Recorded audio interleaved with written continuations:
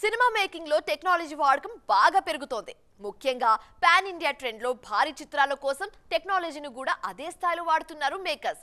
ఈ ట్రెండ్ లో భాగంగా చనిపోయిన సింగర్స్ గొంతులను మరోసారి వినిపిస్తున్నారు.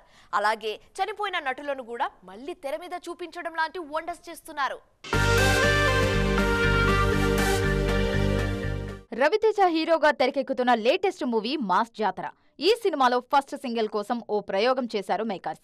ఒకప్పుడు కమర్షియల్ సినిమాను షేక్ చేసిన మ్యూజిక్ డైరెక్టర్ చక్రి వాయిస్ ను మాస్ జాతర పాట కోసం ఏఐలో రీక్రియేట్ చేశారు. అందుకే ఈ సాంగ్ ఈ జనరేషన్ తో పాటు ప్రీవియస్ జనరేషన్ కు కూడా ఇన్స్టెంట్ గా కనెక్ట్ అయింది.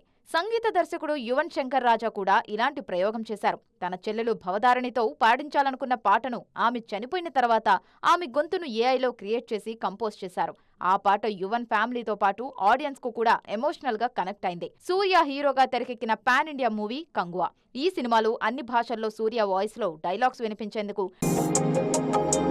ఉత్సాహంగా ఉల్లాసంగా చదువు సాగాలి, గొప్ప గొప్ప ఉద్యోగాలు సాధించాలి.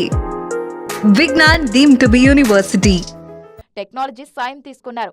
ఏఐ ద్వారా అన్ని భాషల్లో సూర్యనే స్వయంగా డబ్బింగ్ చెబితే ఎలా ఉంటుందో అలా వాయిస్ ను క్రియేట్ చేశారు. బ్లాక్ బస్టర్ కల్కి 2898 AD కోసం అమితాబ్ బచ్చన్ వాయిస్ ను ఏఐలోనే క్రియేట్ చేశారు. అందుకే అన్ని భాషల్లో అమితాబ్ స్వయంగా డబ్బింగ్ చెప్పినట్టుగానే అనిపించింది. చనిపోయిన వాళ్ల వాయిస్లనే కాదు, వాళ్ల క్యారెక్టర్లను కూడా రీక్రియేట్ చేస్తున్నారు. ఏఐ టెక్నాలజీ ద్వారా చనిపోయిన ఆర్టిస్టులతోనూ కాస్త లెంగ్దీ రోల్ చేయిస్తున్నారు మేకర్స్.